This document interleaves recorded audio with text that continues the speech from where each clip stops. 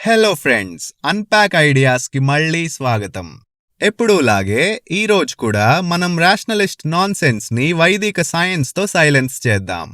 రామపండిత అనే the most బేవకూఫ్ rationalist and the most vulgar హ్యూమనిస్ట్ని మళ్ళీ ఈ వీడియోలో కూడా కంప్లీట్గా డిబంక్ చేద్దాం. ఈ వీడియో చూసి మీరేం తెలుసుకుంటారంటే ఆ రామపండిత సన్నాసి చేసే వీడియోస్లో ఒక్కటంటే ఒక్క నిజం కూడా ఉండదు అని. సో ఫ్రెండ్స్, ఇప్పుడు వాడి కామెడీ వినడం స్టార్ట్ చేద్దాం. ఫస్ట్ ఏమన్నాడో విందాం. కథ ఎక్కడ మొదలు పెడదామంటే, రీసెంట్ గా ఒక ఆయన ఈ మన రేషనలిస్టులకి లేకపోతే కొంచెం బుర్ర ఉండి బుద్ధి వాడే వాళ్ళకి వేద జ్ఞానం చెప్దాము అనేసి పురుష మేధం మీద ఒక వీడియో చేశారనమాట. విన్నారా? వాడి మొదటి స్టేట్మెంటే తప్పు. నేను నా పురుష మేధం వీడియో వాళ్లకి కౌంటర్గా చేశాను. ఈ టాపిక్ స్టార్ట్ చేసిందే వాళ్ళు. పురుషమేధ యాగం అంటే మనుషుల్ని చంపడం అన్నారు. అది కాదు అని ఎవిడెన్స్తో నా వీడియోలో చూపించాను. నెక్స్ట్ ఏమన్నాడో విందాం. సో ఫస్ట్ ఈ పురుషమేధ యాగానికి అధిపతి అయిన పురుష నారాయణ ఎవరో చూద్దాం. శటపథ బ్రాహ్మణ 13.6 ఫస్ట్ చాప్టర్ ఓపెన్ చేశాం. మొదటి ఖండిక చూడండి. ఈ యాగం మొదట చేసింది పురుషనారాయణుడు. పురుషనారాయణుడు తనని తాను సాక్రిఫైస్ చేసుకుని ఈ యూనివర్స్ అయిపోయాడు. తనని తాను ఫినిష్ చేసుకోకుండా యూనిటీ నుంచి ఎవ్రీథింగ్ అయిపోయాడు. ఓకే, ఋగ్వేదంలో పురుష సూక్త ప్రకారం మనకి ఈ విశ్వం పుట్టక ముందు కొంతమంది దేవుళ్ళు, కొంతమంది దేవతలు, ఆ తర్వాత ఒక పెద్ద పురుషుడు ఉంటారనమాట. ఈ పురుషుడు చాలా విచిత్రంగా ఉంటాడు. 1000 కళ్ళు, 1000 చేతులు, 1000 కాళ్ళు ఇలాగా ఉంటాడనమాట.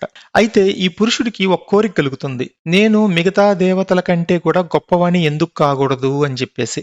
ఓకే, దాంతో పాటు అసలు నేనే ఈ విశ్వాన్ని అయిపోతే ఇంకా బాగుంటుంది కదా అని ఒక కోరిక కలుగుతుంది. సరే, ఆయన కోరిక పుట్టగానే ఈ దేవతలు, ఈ పురుషుడు అందరూ కలిసి పురుష మేధ యాగం చేస్తారు. ఓకే, ఆ పురుష మేధ యాగం చివరి రోజున ఈ దేవతలందరూ కలిసి ఆ పురుషుణ్ణి పార్ట్స్ గా కోసేస్తారు. పార్ట్స్ గా కోసేస్తారా? ఈ వెధవ రిఫరెన్స్ ఏంటి? పురుష సూక్త మంత్రాలెందుకు చూపించట్లేదు? వాడి నాన్ సెన్స్ ని ఎవిడెన్స్ తో ప్రూవ్ చేసుకోకుండా ఏఐ జనరేటెడ్ ఇమేజెస్ ఎందుకు చూపిస్తున్నాడు? ఎందుకంటే వాడు అబద్ధం చెప్తున్నాడు కాబట్టి. పురుషనారాయణ్ణి కోసేశారు అనడానికి ఏం ఎవిడెన్స్ లేదు కాబట్టి. ఇంకేం అబద్ధాలు కూసాడో విందాం. ఓకే, గుర్తుంచుకోండి, ఆ మనిషిని పార్ట్లుగా నరుకుతారనమాట. గుర్తుంచుకోవాలా? ఎందుకు గుర్తుంచుకోవాలి? స్క్రీన్ మీద చూపించచ్చు కదా. ఫ్రెండ్స్, కోసేశారు, నరికేశారు అనడానికి ఏమైనా ఎవిడెన్స్ చూపించచ్చు కదా.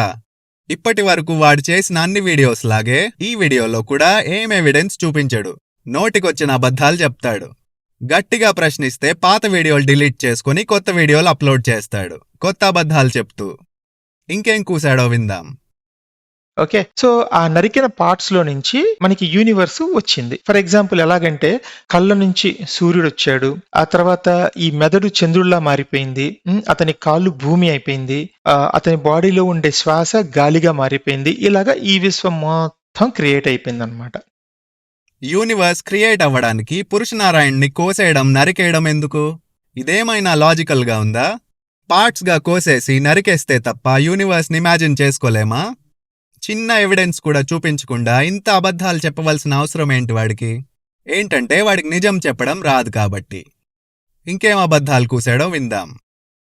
ఓకే, ఇప్పుడు ఇక్కడ నా బేసిక్ క్వశ్చన్ ఏంటంటే, ఫండమెంటల్ క్వశ్చన్, విశ్వం గనక ఈ పురుషుడి నుంచి వస్తే మరి మనకి హిరణ్య గర్భ సూక్త ప్రకారం ఈ విశ్వం పుట్టక ముందు ఒక కాస్మిక్ వాటర్, దానిపైన ఒక గుడ్డు తేలుతా ఉంటది, దాన్ని బ్రహ్మాండం అంటారని, ఆ గుడ్డు పగిలి దాంట్లో నుంచి బ్రహ్మదేవుడు వస్తాడని, కింద భాగంతో ఆయన భూమిని చేశాడు, పైన భాగంతో ఆకాశాలు స్వర్గాలు చేశాడు, అందులో నుంచి సూర్యుడు చంద్రుడు ఉద్భవించారు అని చెప్పి, మరి ఆ స్టోరీ నమ్మాలా, ఈ స్టోరీ నమ్మాలా? గుడ్డు విరిగి భూమి ఆకాశమైందా? అది హిరణ్య గర్భ సూక్తంలో ఉందా? ఉంటే మరి రిఫరెన్స్ చూపించచ్చు కదా. ఏఐ జనరేటెడ్ ఇమేజెస్ ఎందుకు చూపిస్తున్నావు? ఎందుకంటే నువ్వు అబద్ధాలు చెప్తున్నావు కాబట్టి. ఫ్రెండ్స్, నేను వీడి ప్రీవియస్ ఆర్గ్యుమెంట్స్ అన్నీ డిబంక్ చేశాను. ఆ తర్వాత వాడి పాత వీడియోస్ డిలీట్ చేసుకొని ఇప్పుడేమి జరగనట్టు, ఏమీ తెలియనట్టు కొత్త వీడియోలు ఫ్రెష్ గా చేస్తున్నాడు, కొత్త అబద్ధాలు చెప్తూ. ఈ ఇల్లిటరేట్ గాడి ప్రకారం వేదాలు అంటే కేవలం ఒక్క ఆరిజిన్ థియరీ మాత్రమే చెప్తాయి అనుకుంటున్నాడు. ఋగ్వేద సంహిత ఒక కంపైలేషన్. వేరే సూక్తాలలో వేరే రెవల్యూషన్స్ ఉంటాయి. ఆ రెవల్యూషన్స్ విజన్స్ ఒకదాన్నొకటి కాంట్రడిక్ట్ చేసుకోవు. అవన్నీ కూడా డిఫరెంట్ డిస్క్రిప్షన్స్. ఆ డిస్క్రిప్షన్స్ అన్నీ పవిత్రమైనవే. ఆరిజిన్ ఎలాగైంది అనడానికి మల్టిపుల్ అకౌంట్స్ ఉన్నంత మాత్రాన్న ఆ ఆచారం అసంబద్ధమైనదైపోదు. మల్టిపుల్ అకౌంట్స్ ఆఫ్ క్రియేషన్ ఉన్నాయి అంటే దానర్థం ఒకే మిస్టరీని ఎక్స్ప్లెయిన్ చేయడానికి వేరే వేరే రూపకాలు. ఒక నేరేటివ్ మరొక నేరేటివ్ని క్యాన్సిల్ చేయదు. ఈ యూనివర్స్ ఎలా మొదలైంది అనడానికి మోడర్న్ కాస్మాలజీలో కూడా కేవలం ఒక థియరీ లేదు. బిగ్ బ్యాంగ్ లాంటి ఒక స్ట్రాంగ్ మోడల్ ఉంది. బిగ్ బ్యాంగ్తో పాటు చాలా థియరీస్ ఉన్నాయి. మల్టిపుల్ హైపోథెసిస్ ఉండడానికి సైన్స్ ఒప్పుకుంటుంది. ఆల్టర్నేట్ థియరీస్ ఉండడం సైన్స్లో నార్మలే. అది సైన్స్ వీక్నెస్ కాదు. ఇంకేం వాగాడో విందాం. ఇంకా ఇలాంటివి ఈ యూనివర్స్ ఎలా పుట్టింది అనడానికి ఇంకా కొన్ని వందల స్టోరీలు ఉన్నాయి మన వేదిక్ లిటరేచర్లో. విన్నారా? మళ్ళీ ఎవిడెన్స్ చూపించకుండా సోదివాగుడంతే. వైదిక ఆచారంలో మల్టిపుల్ క్రియేషన్ పర్స్పెక్టివ్స్ ఉన్నాయి. దానర్థం వందల కథలున్నాయని కాదు. వాడిల్లిటరేట్ ఫెలో కాబట్టి అలానే మాట్లాడతాడు. మోడర్న్ కాస్మాలజీలో అయినా వైదిక ఆచారంలో అయినా ఆరిజిన్ ఎలా జరిగిందనడానికి మల్టిపుల్ పర్స్పెక్టివ్స్ ఉన్నాయి. ఇందులోని కేవలం ఒక్క కథ మాత్రమే లేదు. వేదాలు, సైన్స్ ఆ రెండు డిఫరెంట్ థియరీస్ ఆఫ్ నాలెడ్జ్. వాటిని డిఫరెంట్ ఎపిస్టమాలజీస్ అనొచ్చు. సైన్స్లో కూడా కంపీటింగ్ థియరీస్ ఉంటాయి. కాకపోతే వాటి సంఖ్య పెరుగుతూ తగ్గుతూ వెళ్తుంది. అదే కాని వేదాలలో ఆ పర్స్పెక్టివ్స్ అన్నీ పర్మనెంట్గా పవిత్రంగా అలానే ఉంటాయి. సో ఆ బేవకూఫ్ బౌద్ధసుంట చెప్పింది అబద్ధం. ఇంకేం అబద్ధాలు కూశాడో విందాం. ఓకే, ప్రతి రిలీజియన్లో కూడా యూనివర్స్ ఎలా పుట్టింది అనడానికి ఒక కాక్ అండ్ బుల్ స్టోరీ ఉంటుంది. చైనీస్ కానీ, గ్రీస్ కానీ, ఇస్లాం కానీ, క్రిస్టియానిటీ కానీ అన్నిట్లో. మన దాంట్లో స్పెషాలిటీ ఏంటంటే ఒకే రిలీజియన్ అని చెప్పుకున్నా కూడా కొన్ని వందల స్టోరీలు ఉంటాయి. ఇందాక ఆల్రెడీ చూశాం కదా, వేదాలలో కూడా మోడర్న్ సైన్స్ లాగే మల్టిపుల్ క్రియేషన్ పర్స్పెక్టివ్స్ ఉంటాయి. నెక్స్ట్, అంటే ఎవడి నోటికొచ్చింది వాడు చెప్పుకోవచ్చు అన్నమాట. బ్రాహ్మణుడు ఏం చెప్తే అది చేసే బానిసలు అన్నమాట. వీళ్ళకి సొంత ఆలోచన అంటూ ఉండదు. అటు తిరిగి ఇటు తిరిగి బ్రాహ్మణుడి మీద పడి ఏడవడం తప్ప వీళ్ళకి ఇంకొక టాపిక్ ఉండదు. మనం ఇందాక చూసినట్టే వేదాలలో మోడర్న్ సైన్స్ లాగే మల్టిపుల్ క్రియేషన్ పర్స్పెక్టివ్స్ ఉంటాయి. సైన్స్లో కూడా మల్టిపుల్ క్రియేషన్ పర్స్పెక్టివ్స్ ఉన్నాయి కాబట్టి ప్రజలని సైన్స్ బానిసలు అనొచ్చా? ఈ రామపండిత వెధవ వేదాలని డిబంక్ చేద్దామని వీడియో చేసి వేదాలు మోడర్న్ సైన్స్కి సిమిలర్ అని ప్రూవ్ చేశాడు. ఇంకేం వాగాడో విందాం. సో ఇదండి వేద సారాంశం మొత్తం. బేసిక్గా ఎవడు నోటికొచ్చింది వాడికి ఇష్టం వచ్చినట్టు రాసుకోవటమే వేదం. ఆ రాసుకున్న అభూత కల్పనలే వేదం అంటే.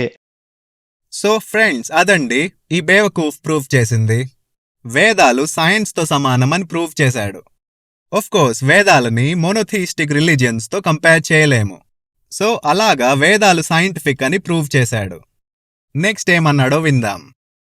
ఇక మీరు ఈ అరణ్యకాలు, బ్రాహ్మణాలు, శ్రౌత సూత్రాలు ఇవన్నిట్లో ఏముంటది అంటారా? సరే, వాటన్నిటిలో ఈ పురుషుణ్ణి బేస్ చేసుకొని లేకపోతే ఈ అభూత కల్పనని బేస్ చేసుకొని వాటికి ఏ యాగాలు చేస్తే ఏ ఫలితాలు వస్తాయి అని చెప్పి ఈ వేదిక్ లిటరేచర్ మొత్తం ఇదే ఉంటది. థియరిటికల్ కాస్మాలజీలో కూడా ఒక స్పెక్యులేటివ్ ఆరిజిన్ మోడల్ ప్రపోజ్ చేసిన తర్వాత దాన్ని బేస్ చేసుకొని వేరే సైంటిస్ట్స్ కొత్త థియరీస్ రాస్తారు. సో మళ్ళీ ఇక్కడ కూడా వేదిక్ లిటరేచర్ సైంటిఫిక్ లిటరేచర్తో సిమిలర్గా ఉంది అని చెప్తున్నాడు. ఇంకేమన్నాడో విందాం. సో అసలు ఏం ఫలితాలు వస్తాయి చూద్దాం పదండి. అదంటే ఎవరికైతే ప్రత్యేక గుణాలు పొందాలన్న కోరికుంటుందో వాళ్ళు పురుషమేధ యాగం చేయాలి. ఈయన డిస్టింక్ట్ క్వాలిటీస్ అని చెప్పాడు అనమాట. అంటే డిస్టింక్ట్ ఫీచర్స్ అచీవ్ చేయడం కోసం అని ఈ కాత్యాయన శ్రౌత సూత్రంలో ఉంది. రైట్? అంటే ఏంటి అంటే మీరు ఐతిరేయ బ్రాహ్మణంలో చూసినా కూడా దీన్ని డిస్క్రైబ్ చేస్తారు. ఎలాగా, నాకు 1000 చేతులు కావాలి, నేను 100 అడుగులు ఎత్తు అవ్వాలి, లేకపోతే 1000 ఏనుగుల బలం రావాలి. ఇలాంటి క్వాలిటీస్ కోసం ఈ పురుష మేధ యాగాన్ని ప్రిస్క్రైబ్ చేసిందనమాట.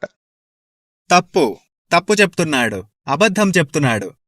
ఐత్రేయ బ్రాహ్మణాలో కానీ వేరే ఎక్కడా కానీ యజమాని 1000 చేతులు 1000 ఏనుగుల బలం కోసం పురుషమేధ యాగం చేయడు.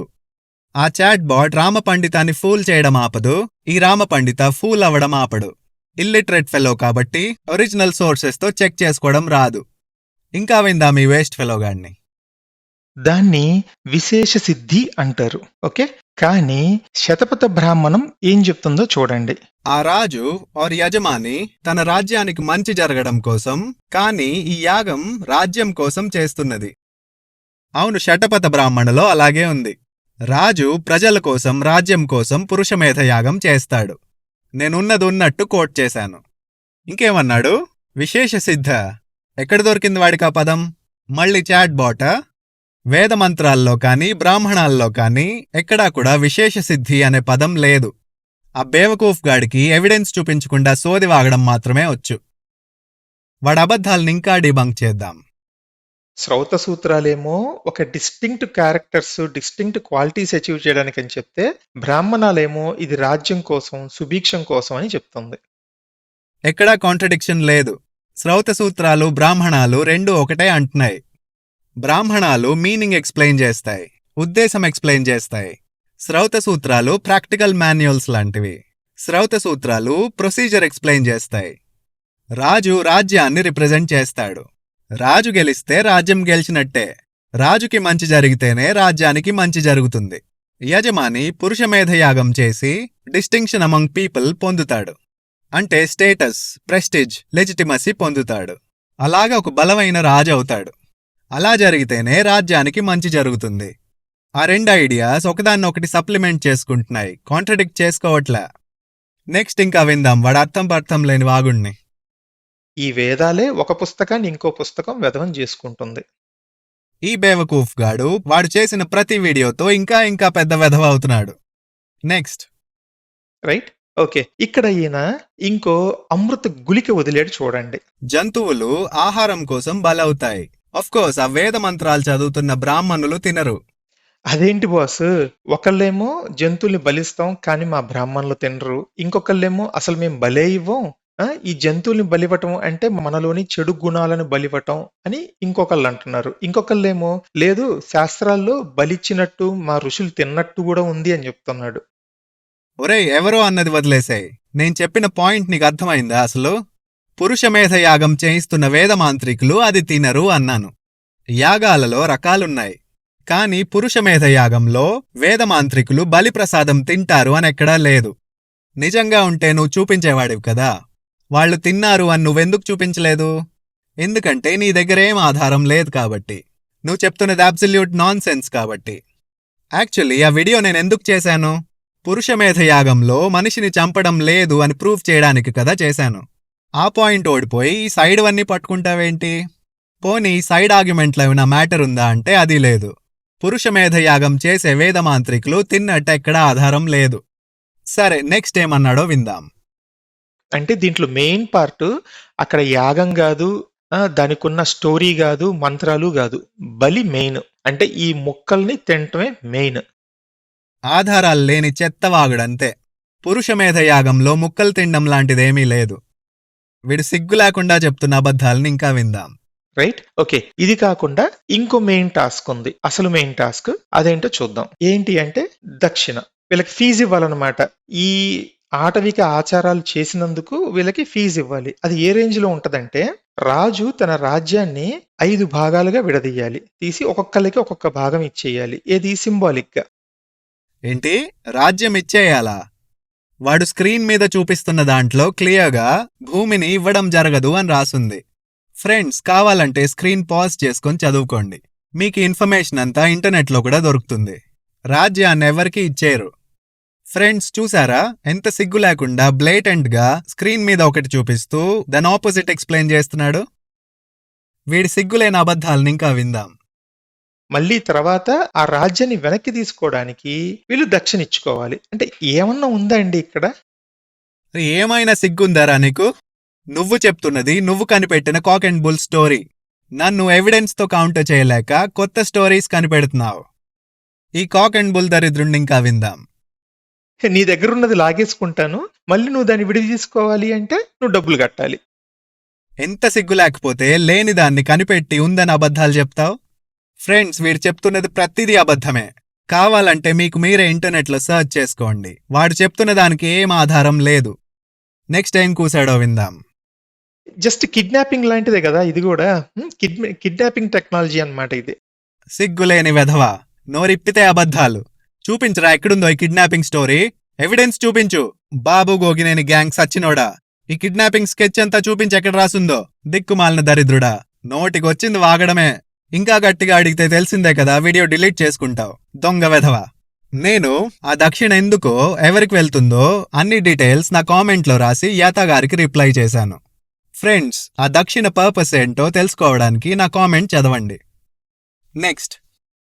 రైట్. సో ఈ దక్షిణ కూడా ఏ రేంజ్ లో ఉంటదంటే 1,00,000 గోవులు, ఓ 10 లక్షల బంగారు నాణాలు, 1,00,00,000 వెండి నాణాలు, ఈ రేంజ్ లో ఉంటది.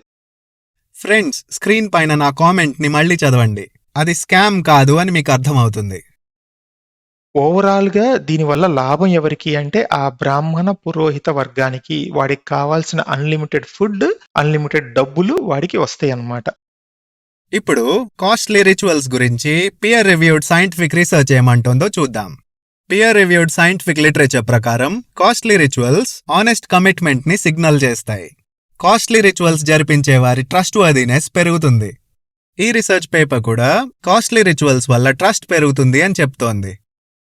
ఈ రీసెర్చ్ పేపర్లో కాస్ట్లీ రిచువల్స్ వల్ల ట్రస్టే కాకుండా పేరు ప్రఖ్యాతులు, సోషల్ క్యాపిటల్, కోఆపరేషన్ అన్నీ పెరుగుతాయని చెప్తోంది. ఈ రీసెర్చ్ పేపర్ కూడా అదే చెప్తోంది. ఈ రీసెర్చ్ చూడండి. ఈ రీసెర్చ్ సౌత్ ఇండియాలో జరిగింది. ఈ రీసెర్చ్ పేపర్స్ అన్నీ ఏం చెప్తున్నాయంటే, కాస్ట్లీ రిచువల్స్ జరిపించిన వాళ్లకు మాత్రమే కాదు, ఆ రిచువల్స్ ని ఆడియన్స్ లాగా చూసిన వాళ్లకు కూడా సోషల్ ట్రస్ట్ పెరుగుతుంది అని. కాస్ట్లీ రిచువల్స్ కి measurable social and psychological benefits ఉన్నాయి. కోర్స్ అన్ని రిచువల్స్ ఒకటి కాదు, అది కాంటెక్స్ట్ మీద డిపెండ్ అయి ఉంటుంది. సో వేదాలలో సారం లేదని ప్రూవ్ చేయడానికి పోయి వేదాలు సైంటిఫిక్ అని ప్రూవ్ చేశాడు రామపండిత. ఈ వీడియోలో ఆ దిక్కుమాలిన వాడి పుణ్యమా అని వేదాలకి సైన్స్కి పెద్ద డిఫరెన్స్ లేదని తెలుసుకున్నాం. మళ్ళీ నెక్స్ట్ వీడియోలో వైదిక సాంప్రదాయం యొక్క సైంటిఫిక్ నేచర్ని ఇంకా తెలుసుకుందాం. అప్పటి వరకు సెలవు. జై భారతి.